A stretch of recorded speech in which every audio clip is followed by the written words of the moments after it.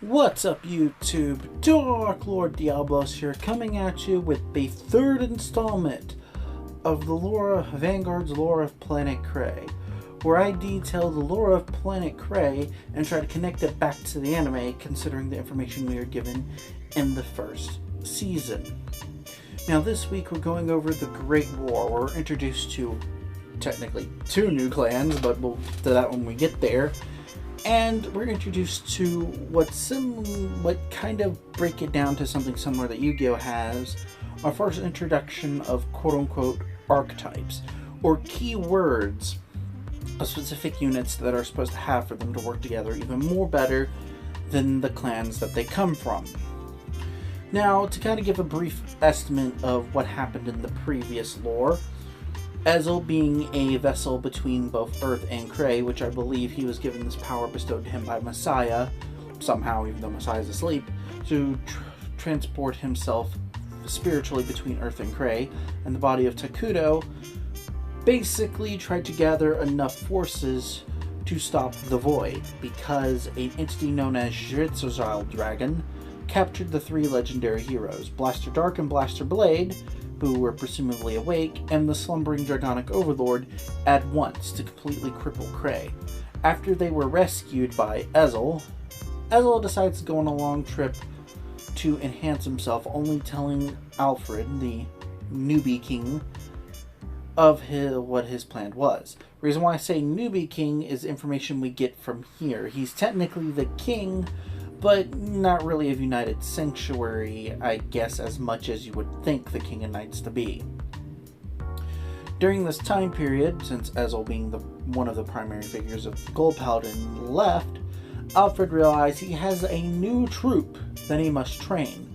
So he gathered some of his veteran Royal Knights, Blaster Blade, Gancelot, and a few others, to form a new branch of Gold Paladins to help the Gold Paladins out as they're forming a new basis for their clan.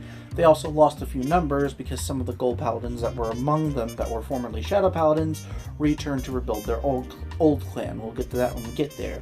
Together, this group was called the Liberators.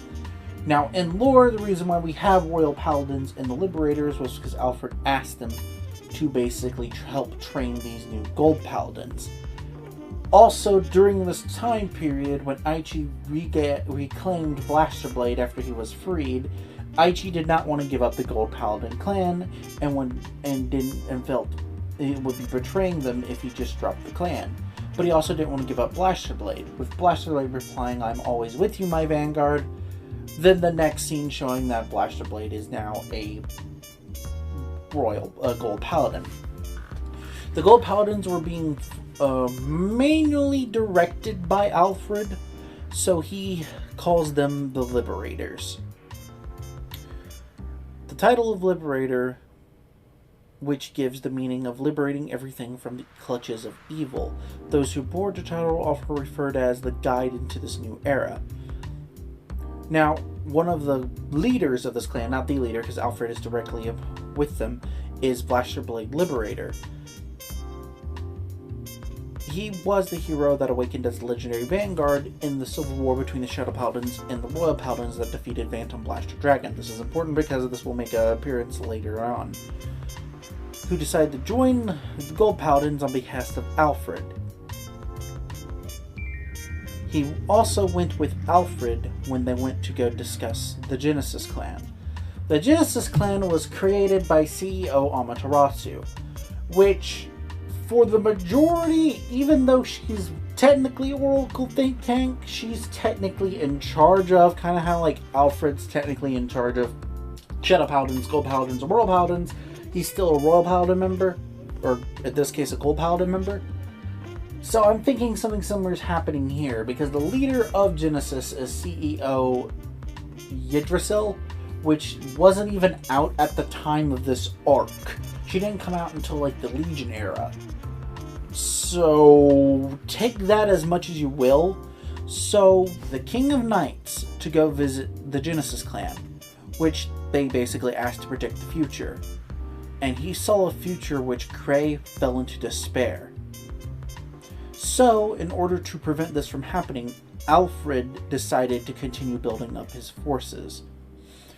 People view Alfred as the wannabe new king because he wants to look for a peace without conflict. And that seems to be the case. Everyone on Cray views him as, you know, just a wannabe king. He's not, yeah, he has potential, but he's not really the king. And that brings to the point of something that I've been theorizing. I don't think Alfred is the leader of the United Sanctuary currently. Yeah, he's the king of the knights, but he's not the leader of the United Sanctuary. I believe that the true leader of the United Sanctuary might be Arcsaber Dragon. Because during the Civil War in the Dragon Empire, before the United Sanctuary was made, there was talk of a war between two dragons, one being white and one being the Dragon Emperor, which was red. And this all ties back to Arthurian mythology. I'll probably do a separate video on how that ties into Arthurian mythology, but if you know, white represents England, red represents Welsh. But instead of in the story of Arthurian legend, where the red dragon won, in this, Blasterblade's the one who won the war against Draconic Overlord, leading to the creation of the United Sanctuary. So from that aspect, I do believe that, not at the moment, Alfred's not really the ruler of United Sanctuary. Well, since he's taking his veterans from Royal Paladin and putting them in a Gold Paladin to help train up the new Gold Paladin clan, he built a new corps with experienced elves from the Elven Village, known as the Jewel Knights, technically being led by Ashley, the pure-hearted Jewel Knight, whose basically naivety and easy trust-going is kind of her fault, but she's said to have sword skills that even rival Blasterblade, who is renowned as the strongest among the Royal Paladins. Serving next to her is the leader of the Royal Knights, not Royal Knights, but Jewel Knights, which is Salome. She basically is the sub-commander and helps Ashley in her new leadership role. This kind of works out because the user of the Royal Paladins is Corin. After the events of Season 2, she goes back to using Royal Paladins, and she uses the Jewel Knight faction, with Ashley being her break ride into Salome. Both people, there's a lot of people saying Ashley's personality fits well with Corin, but other people say no, it's Salome. And the way I take about this, considering they work in tangent, I think they both are supposed to represent Corin as a whole. We'll get to that when we get there. Now, to also help out with the ranks, you're wondering, what the fuck happened with, you know, the Shadow Paladins that were with Gold Paladins? Did they get their own clan back? Yeah. They get their own clan back. And not only that, they get their own group, which was directed by Alfred, called the Revengers. They're a team who are determined to repel the invaders that were coming due to the vision in the clan of Shadow Paladin, which work behind the scenes in United Sanctuary. They don't get credit for it, they don't gain honor, they don't gain fame or glory for the work. They're basically the shadow ops of the United Sanctuary area. They go in behind the scenes, take care of threats, and take them out. They don't get glory for it, they probably don't even get recognized. This type of setup will lead to future events of a big major catastrophe happening a few storylines later. But this subsect is being led by a mysterious elf warrior knight named Mordred Phantom. Nobody knows where he comes from. The elves don't even know who he is. They've never seen this elf before with white hair and crimson eyes. But for some reason, Blaster Dark trusts him.